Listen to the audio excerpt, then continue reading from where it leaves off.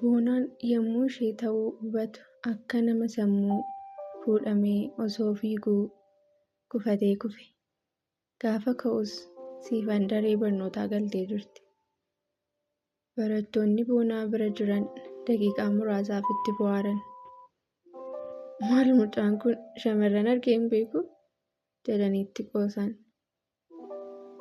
Inni garuu hidhii isaa ciniinaa gara daree barnootaa gale. Yaadni Boonaa siifanitti hidhamee jira. Hidhaan jaalalaa. Fuulli Boonaa jijjiiramee waan barsiisaan dubbatu tasa hin dhaga'u.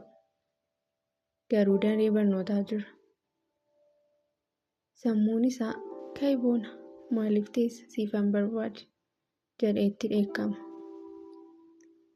Utuma ciniinfatuu sa'aan boqonnaa ga'ee Boonaan hiriyoota isaa Caaleef Dabalaa waliin iddoo siifan itti arge daree barnootaa irraa akka nama buna waamuu ka'an. Eenyu waamta laata? Boonaan fa'a akka nama eebba qabu deemanii milkaa'anii ija isaanii sadanuu al tokko siifan irra buufate. Ofittis isaan harkiste maagneetii jaalalaan.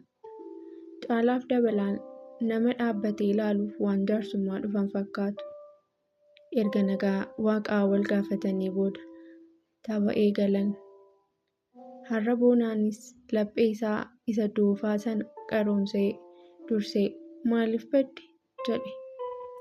Isheenis kofaltee barnootatu na fuudhee bade jettee lafa laaltee gaafa ijaan ol deebitu Boonaan kaameeraa jaalalaa irraa kaa'ee jira. Gidduu sanatti boqonnaan dhumee bilbilame. Har'a Boonaan akka nama mootummaa waaqaa galata jedhamee itti himamee gammadaa deeme. Gammachuu isaa kana osoo sangoota qalee hiriyoota isaa nyaachisee itti tola.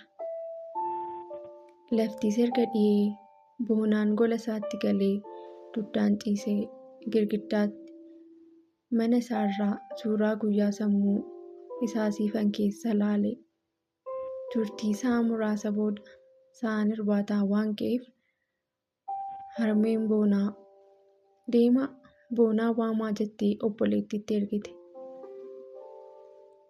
Boonaanis hafuuraan guutamee hafuura baafachaa bilbila isaa fuudhee sirba Hisqiyaas Mazammir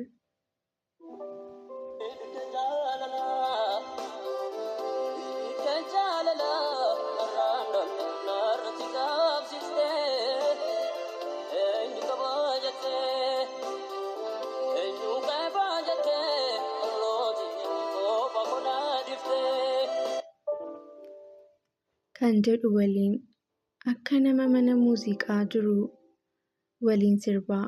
Obboleettiin Boonaa akka dhufte sagalee kana gaafa dhageessu kolfaan garaaf dhukkubsitee dhiistee deebite.